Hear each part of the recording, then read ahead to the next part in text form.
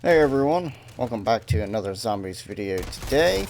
This is kind of a unique and special video for my channel. I don't really do these very often or really at all, but anyways, I'm going to be trying this one today. Maybe you guys will like it, and if you do, I might do some more in the future. Anyways, today's video is 6 features in MWZ that everybody forgets about. Now, these are nothing crazy. They're not like major Easter eggs or super cool things you want to do every game because it gives you some sort of awesome reward or a special ability. These are just small little things that kind of are callbacks to some of the older zombies games and just kind of cool little things that people don't really do a lot, or at least when I'm playing, I don't see anyone else doing these things, but they're helpful little things. Some of them are just funny, some of them are kind of cool and kind of come in clutch sometimes. But anyways, we'll get on with the video here and start off with our first feature here. The first feature is keeping custom camos on pack-a-punch weapons. You do this by meleeing a pack-a-punch machine. It could be any one of them on the map, and once you do and then upgrade your weapon afterwards, you will retain your custom camo on your weapon. Now this even includes when you upgrade through using the Ethereum crystals, and it will stay this way until you melee the pack-a-punch machine again. And also, a little neat feature is on the pack-a-punch screen, it tells you what level you're able to upgrade to at that current station. But now this feature has actually been in Call of Duty Zombies since Cold War Zombies, and it was useful if you wanted to keep your custom camo that you had applied to a gun prior to starting the game. Some of your camos, you know, are very difficult to unlock or you've paid money for and are much more aesthetically pleasing than some of the Pack-a-Punch camos. Although I actually don't mind the Pack-a-Punch camos in Cold War or this game at all. It's just one of those features that I've not seen anyone else really using. Nobody's really talking about it. And I feel like I'm one of the few that actually maybe knows about it or even realizes it has been added to this game. And it's not just a Cold War only thing now. But anyways, this next feature is kind of another callback to older Call of Duties and something that was in older Call of Duty zombie games, and I'm surprised nobody knows about this one either.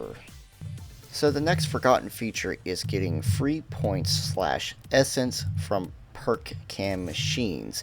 Now this can be done at every machine on the map except Pack-a-Punch, and it's kind of useful for getting an extra 100 points. However, this can only be done once per perk machine, so if somebody else has beat you to it and got the points, well, you won't be able to get the points again.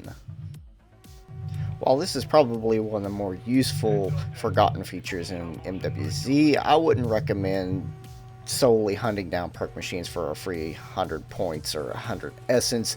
It's not worth the extra time. If it's there near you and you need a little extra points, it's good to know.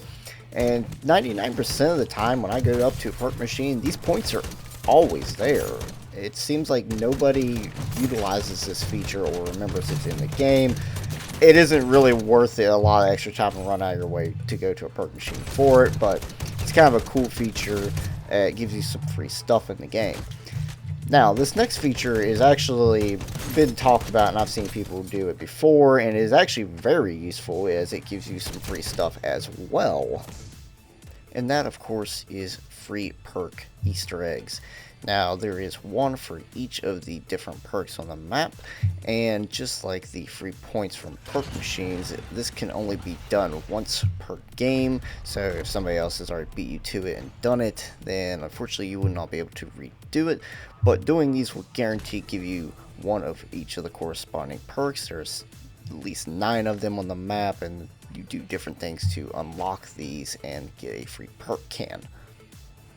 Now, generally when I play this game and I'm out to get these free perks, I usually go for the ones that give you Juggernaut, Quick Revive, Speed Cola, and Stamina. And seemingly every time I go to do these, they're almost always available for me to get. Nobody else has already done them.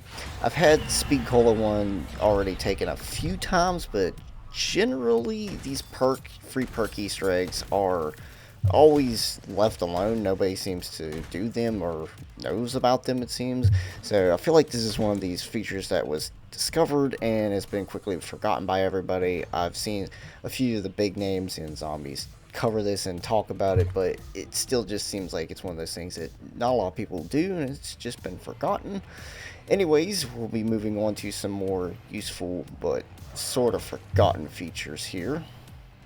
This next feature is one that was actually quite popular in DMZ mode, and I'm surprised it hasn't really caught on hot in this mode yet. And that is the join slash invite other players to your squad kind of feature, which you can find in your ping wheels menu. And effectively what this lets you do is request to join another player's squad. So say if you're a solo and you want to join up with 2 other people or 3 or how many ever there is in that squad, you can. And also it allows you to invite, say, like solos or another squad to join up with your current squad. Now this feature still depends on whether the other players want to join up with you or are going to invite you to join them. Some people do prefer to run solo, and some people, they have their group of friends and they squad up, and that is that. They don't want to drag any other people, especially just random people, or if you don't have a microphone to communicate with. It does make it worse than if they just left it with how many other people is in their squad, or if they stayed solo. So I understand that aspect of maybe why people don't use this feature. But on the opposite end of it, it's helpful if, say, you have a solo that's trying to get re-geared or wants to just do something for fun. So hey, join up with us, you can go do contracts, and you can also benefit from the reward rifts that we get from doing contracts, or the random perk drop that somebody may get from completing some of their missions. Anyways, this feature is one of the ones that's returned from DMZ, and this next one actually sort of returns from DMZ, but it's kind of a really useless and really difficult one to actually execute, and you're going to see why in the video clip I'll be having with it. It's kind of an odd feature, but I don't think anybody realizes it's in here, or nobody in their right mind is going to actually be using this. And this useless feature is that you can execute the Mercenaries. Yes, you can perform your favorite takedown move on the enemy AI, but there is a catch to this. These guys are the most annoying, nightmarish things to try to put a takedown move on. I mean, literally every time you get near them, they either stun lock you with their own melee attack, or they actually just do not allow you to do the takedown animation on. And I've come to learn that the only time you're able to successfully do the takedown animation on them is they are already attacking or shooting at another player, and you're able to get close to them, usually from behind where they're not going to turn and shoot at you instead, and then you can actually perform the takedown. Now, why you think this is any use, I don't know. I honestly just learned this recently, and I thought it was hilarious because I was pulling crazy takedown moves on AI. Of course, you can't really do this solo, because when you come up on a camp or any place that has enemy soldiers shooting at you, they're obviously focused on you, and you're not going to be able to sneak up on them. These guys have like ninja high alert, all the perks that allow them to know exactly where you're at all times, and yeah, good luck trying to get any kind of takedown kills on these guys unless you're running with a squad or help out a squad that's already taken down a mercenary outpost or camp of some sort. And now for the final feature that a lot of people seem to forget about, or at least I don't see anyone else really using this at all. In fact, I think I'm like the only one in most of the games that ever uses this feature, and it's surprising because it's another DMZ feature that is returned that I don't understand why people don't use it. I mean, it has a high risk, high reward factor to it, but literally it's no worse than anything else that people do in this game already. And the final feature is, after all of the normal XFill points are consumed by the Aether Storm, there is actually a final XFill in this, just like in DMZ, with the radiation spreading and consuming those XFill points. And literally every game that I use this in, nobody else sticks around. Like, as soon as that storm starts to spread, everyone's running for XFills and getting out of there as fast as they can. And I even throw it into the game chat like, hey, anyone up for final XFill? Nobody. Now, I understand there was a glitch where you could use the Juggernaut kill streak to destroy the helicopter, and it is risky in the fact that if you can't make the final XFill, or you get knocked off the helicopter, you go down, that's it. You're on a time crunch, you're dead, there's no reviving you, there's no time, there's nothing, you're dead. But at the same time, if you have several guys or you're geared up, which by this point you've had 45 minutes to do anyways, you should be able to easily defeat all the AI, the enemies, the zombies, the bosses, everything that gets thrown at you. And honestly, it's harder now after the XFills have been kind of nerfed by making them more difficult. It's just really surprising to me. But the enemies don't really start spawning, the zombies don't start spawning, at least until the XFill flare shoots up like you've called the XFill. The icon will show up at 5 minutes remaining in the game, or 5 minutes till the end of the game, and it's pretty chill until that point.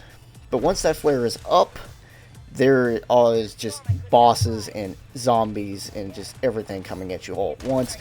But if you have tactical grenades such as decoys, monkey bombs, and Casimir grenades, you will basically have no trouble. You can kill a bunch of them, you can get them off of you long enough to get on the helicopter. But the catch is, once you do the final exfil, you have to wait till the timer runs down to 0 before the helicopter actually takes off. You can get on it at 30 seconds, at 60 seconds before takeoff. It will not reduce the cooldown or the countdown on it like it does in normal exfil. So when you get here, you're in for a fight, and my best advice is hang on, stay off the helicopter, stay away from it, try to keep the enemies away from it as much as possible until you're ready to jump on it, and usually within the last 20 to 15 seconds of the game, just for safety's sake, so you don't get pushed off or beat to death on the helicopter and then it's game over for you because you died at the very last second.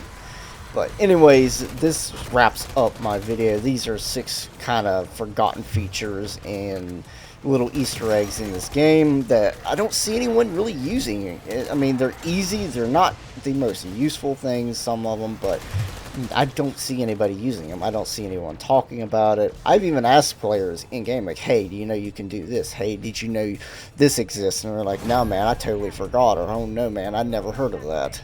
So, anyways, thank you for watching the video. Hopefully you all learned something today. And thank you again for watching. I will see you all in the next video.